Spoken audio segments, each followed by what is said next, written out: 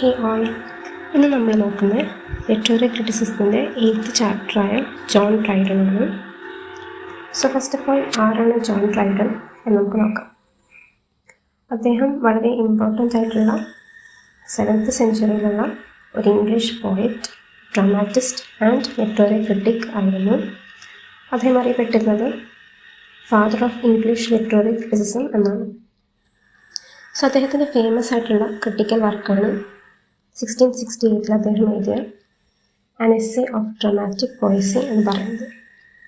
ഈ ഒരു എസ്സേയിൽ Dryden discuss ചെയ്യുന്നത് എങ്ങനെയാണ് നല്ല ഡ്രാമ ആയിരിക്കേണ്ടത് എന്നുള്ളതിനെ കുറിച്ചിട്ടാണ്. നമുക്ക് development of neo classical thought in England just നോക്കാം. ഇംഗ്ലണ്ടിലുള്ള നിയോ ക്ലാസിക്കൽ തോട്ടിൻ്റെ ഡെവലപ്മെൻറ്റാണ്.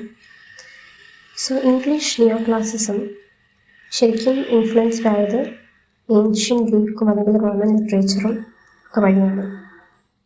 ഈ ബെൻ ജോൺസണിനെ പോലുള്ള ഏർലി റൈറ്റേഴ്സൊക്കെ ബിലീവ് ചെയ്തിരുന്നത് ലിറ്ററേച്ചർ ചെറിയ റൂൾസും ഡിസിപ്ലിനൊക്കെ ഫോളോ ചെയ്യണമെന്നതാണ്. സോ ചാൾസ് ടൂവിൻ്റെ റെസ്റ്റോറേഷന് ശേഷം 1660 ഇംഗ്ലണ്ട് കുറച്ചുകൂടി യൂറോപ്യൻ ഐഡിയാസിനോട് ഓപ്പണായി. സോ ഇംഗ്ലീഷ് റൈറ്റേഴ്സ് അന്നേരം ഫ്രഞ്ച് ക്രിറ്റിസിസം പഠിക്കാൻ തുടങ്ങി. പക്ഷെ അതങ്ങനെ തന്നെ കോപ്പി ചെയ്തില്ല. ഇംഗ്ലീഷ് നിയോ ക്ലാസിസത്തിൻ്റെ ഫ്ലെക്സിബിലിറ്റി എത്രയാണെന്ന് നമുക്ക് നോക്കാം. തോമസ് റൈമറിനെ പോലെയുള്ള ചില ക്രിട്ടിക്സ് സ്ട്രിക്റ്റ് ആയിട്ടുള്ള ക്ലാസിക്കൽ റൂൾസാണ് സപ്പോർട്ട് ചെയ്തിരുന്നത്. വേറെ ചിലർ ലൈക്ക് ജോൺ ഡെന്നിസ് ബിലീവ് ചെയ്തിരുന്നത് ലിറ്ററേച്ചർ സമയത്തിനനുസരിച്ച് ചേഞ്ച് ആയിക്കൊണ്ടിരിക്കണം എന്നതാണ്. സോ ഈ ഒരു ഫ്ലെക്സിബിലിറ്റി ഒരുപാട് സ്റ്റൈൽസ് ഇൻക്ലൂഡ് ചെയ്യാനായിട്ട് ഇംഗ്ലീഷ് റൈറ്റേഴ്സിനെ അലോ ചെയ്തു. അപ്പോൾ അതാണ് from Geoffrey Chaucer to John Donne അവരുടെയൊക്കെ ഒരു വർക്ക്സ് എന്ന് പറയുന്നത്. ഇനി ജോൺ ഡ്രൈഡൻ്റെ ഒരു ഷോർട്ട് ലൈഫ് നമുക്ക് നോക്കാം. ജോൺ ഡ്രൈഡൻ 1631 ഇംഗ്ലണ്ടിലാണ് ജനിച്ചത്. അദ്ദേഹം ട്രൈനിറ്റി കോളേജിലാണ് പഠിക്കുന്നത്, in Cambridge. And he became poet laureate in 1668. Charles ടൂവിൻ്റെ അണ്ടറിലാണ് അദ്ദേഹം പോയറ്റ് ലോറിയറ്റ് ആയിട്ട് മാറുന്നത്. So Dryden poetry, drama, criticism, translations ഇവയൊക്കെ എഴുതിയിരുന്നു. അദ്ദേഹം മരിക്കുന്നത് 1700s. ഈ coming to the main point, that is our chapter essay of dramatic poesy. ഇതെന്താ നമുക്ക് ജസ്റ്റ് നോക്കാം. നമ്മൾ ഓൾറെഡി പറഞ്ഞു, ഇത് പബ്ലിഷ് ചെയ്തിരുന്നത് 1668 സോ ഇതൊരു ഡയലോഗ് അല്ലെങ്കിൽ ഡിബേറ്റ് ഫോമിലാണ് എഴുതിയിരിക്കുന്നത്. 4 സ്പീക്കേഴ്സാണ് ഇതിലുള്ളത്. ഇത് ഒരു റിവറിലൂടെ ഇവരിങ്ങനെ ബോട്ട് ട്രിപ്പ് നടത്തിക്കൊണ്ടിരിക്കുമ്പോൾ സംഭവിക്കുന്ന ഒരു ഡിസ്കഷനാണ്. സോ ആരൊക്കെയാണ് ഈ 4 സ്പീക്കേഴ്സ് എന്ന് നമുക്ക് നോക്കാം. ഒന്ന് ക്രൈറ്റസ് ആണ്. ക്രൈറ്റസിനെ പറ്റി പറയാനാണെങ്കിൽ അദ്ദേഹം ഏൻഷ്യൻ്റ് ആയിട്ടുള്ള ക്ലാസിക്കൽ റൈറ്റേഴ്സിനാണ് സപ്പോർട്ട് ചെയ്തിരുന്നത്. പിന്നെ യുജീനിയസ് സപ്പോർട്ട് ചെയ്തിരുന്നത് മോഡേൺ റൈറ്റേഴ്സിനെയാണ്. ലിസിഡിയസ് സപ്പോർട്ട് ചെയ്തിരുന്നത് ഫ്രഞ്ച് ഡ്രാമയാണ്. And last one Neander. അദ്ദേഹം റെപ്രസെൻറ്റ് ചെയ്യുന്നത് ഡ്രൈഡൻസിൻ്റെ തന്നെ വ്യൂസിനെയാണ്. ഡ്രൈഡൻ തന്നെയാണ് നിയാൻഡറായിട്ട് ഇവിടെ പോർട്രേ ചെയ്യുന്നത്. സോ ഇങ്ങനെ 4 ക്യാരക്ടേഴ്സാണ് ഇതിൽ മെയിനായിട്ട് വരുന്നത്. ഇത് ഇമ്പോർട്ടൻ്റ് ആണ്. ഇവരുടെ ഈ ഒരു ആർഗ്യുമെൻറ്റ്സിനെ കുറിച്ചും ഡിബേറ്റ്സിനെ കുറിച്ചിട്ടാണ് നമുക്ക് ഡീറ്റെയിൽ ആയിട്ട് പഠിക്കാനുള്ളത്. സോ ഇതിൻ്റെ മെയിൻ ഡിബേറ്റിലേക്ക് നമുക്ക് വരാം. ഫസ്റ്റ് വരുന്നതാണ് ഏൻഷ്യൻറ്റ് വേഴ്സസ് മോഡേൺ. സോ ക്രൈറ്റസ് പറയുന്നത് അരിസ്റ്റോട്ടലിനെ പോലെയുള്ള ഏൻഷ്യൻ റൈറ്റേഴ്സാണ് ഏറ്റവും ബെസ്റ്റ് എന്നാണ്. പക്ഷേ യുജീനിയസ് പറയുന്നത് മോഡേൺ റൈറ്റേഴ്സും ഭയങ്കര ഗ്രേറ്റാണ്, കാരണം അവർ അവരുടെ എക്സ്പീരിയൻസിൽ നിന്നും പഠിച്ചിട്ട് ലിറ്ററേച്ചറിനെ ഇമ്പ്രൂവ് ചെയ്യുന്നുണ്ട്. പിന്നെ വീണ്ടും ചില ക്രിട്ടിക്സ് ബിലീവ് ചെയ്യുന്നത് ഡ്രാമ സ്ട്രിക്റ്റ് റൂൾസ് ഫോളോ ചെയ്യണമെന്നാണ്. ഡ്രൈഡൻ ബിലീവ് ചെയ്യുന്നത് റൂൾസൊക്കെ വളരെ ഹെൽപ്ഫുള്ളാണ്, പക്ഷേ റൈറ്റേഴ്സ് കുറച്ചുകൂടി ക്രിയേറ്റീവ് ഫ്രീഡം കൊണ്ടുവരണം എന്നുള്ളതാണ്. കുറച്ചുകൂടി അവർക്ക് ക്രിയേറ്റീവ് ഫ്രീഡം ഉണ്ടായിരിക്കണം. French drama versus English drama.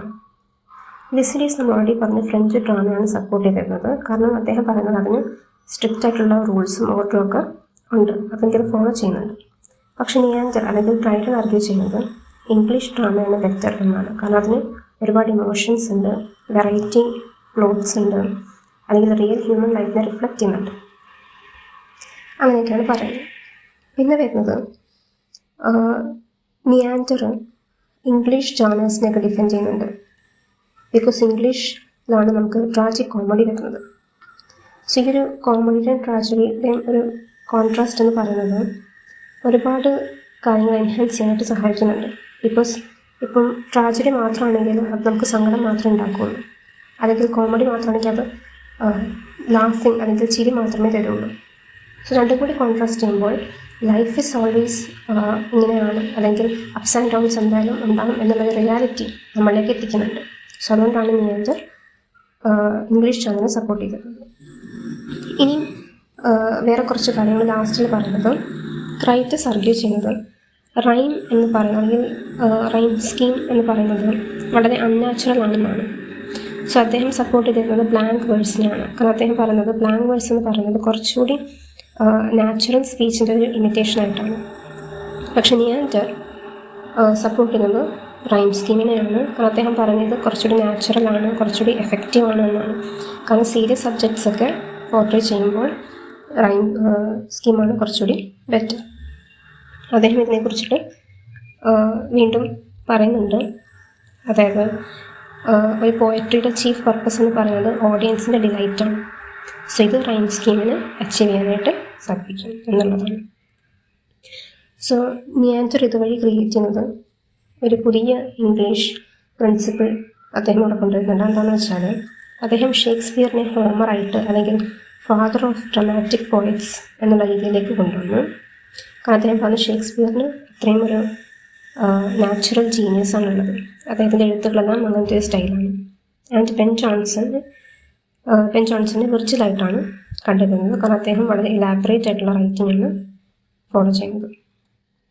So ഇത്രയും ഒരു കാര്യങ്ങളാണ് ഈ ഡിബേറ്റിനകത്ത് വരുന്നത്. ലാസ്റ്റ് നിയാൻഡറും അദ്ദേഹത്തിൻ്റെ 3 ഫ്രണ്ട്സും വളരെ പ്രോപ്പറായിട്ട് ഡിസ്കഷൻ കഴിഞ്ഞിട്ട് അവരുമായിട്ടുള്ള വഴിക്ക് പോകുന്നതായിട്ടാണ് ഇത് എഴുതി വെച്ചിരിക്കുന്നത്. സോ ഡ്രൈഡൻ്റെ ഡെഫിനേഷൻ ഓഫ് ഡ്രാമ എന്താണെന്ന് ചോദിച്ചു കഴിഞ്ഞാൽ ഹ്യൂമൻ നേച്ചറിൻ്റെ ഒരു ലൈവ്ലി ഇമിറ്റേഷനാണ്. അതായത് ആൾക്കാരുടെ പാഷൻസും ആക്ഷൻസും ഒക്കെ കാണിക്കുന്ന ഒന്ന്. സോ ഇത് പ്ലഷറും കൊടുക്കുന്നുണ്ട് ഓഡിയൻസിന്, അതേസമയം ഇൻസ്ട്രക്ഷനും കൊടുക്കുന്നുണ്ട്. സോ ഈ ഒരു ഐഡിയ അരിസ്റ്റോട്ടിൽ നിന്നാണ് വരുന്നത്. കാരണം അദ്ദേഹമാണ് പറഞ്ഞത് ഡ്രാമ ഡിലൈറ്റ് ആയിട്ടുള്ള കാര്യങ്ങളും അല്ലെങ്കിൽ മോറൽ ടീച്ചിങ്ങും കൂടി പ്രൊവൈഡ് ചെയ്യണം. രണ്ടും ഉണ്ടായിരുന്നു, പ്ലഷർ ആൻഡ് ലേണിംഗ്.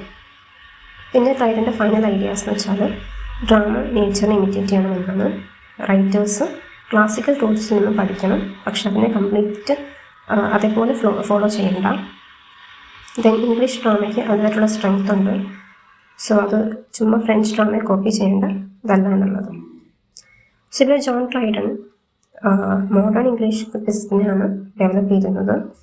സോ അദ്ദേഹത്തിൻ്റെ ഈ ഒരു ഡ്രമാറ്റിക് പോയസി എന്ന് പറയുന്ന എസ്സേ, അത് റൂൾസിനെ കുറിച്ചിട്ടും ക്രിയേറ്റിവിറ്റിയെ കുറിച്ചിട്ടും ഡ്രാമയെ കുറിച്ചിട്ടുമൊക്കെയാണ് ഡിബേറ്റിനാണ് എക്സ്പ്ലെയിൻ ചെയ്യുന്നത്. സോ അദ്ദേഹം ഒരു ബാലൻസാണ് സപ്പോർട്ട് ചെയ്യുന്നത് between classical rules and creative freedom. രണ്ടും ഉണ്ടായിരിക്കണം എന്നുള്ള രീതിയിലാണ് അദ്ദേഹം പറഞ്ഞു നിർത്തുന്നത്. സോ ഇത്രയും കാര്യങ്ങളാണ് ഈ ഒരു ചാപ്റ്ററിൽ മെയിനായിട്ട് പറയുന്നത്. എന്തെങ്കിലും ഡൗട്ട് ഉണ്ടെങ്കിൽ കമൻറ്റ് ബോക്സിൽ ചോദിക്കാം. സോ നെക്സ്റ്റ് ചാപ്റ്റർ നെക്സ്റ്റ് വീഡിയോയിൽ കാണാം. Thank you.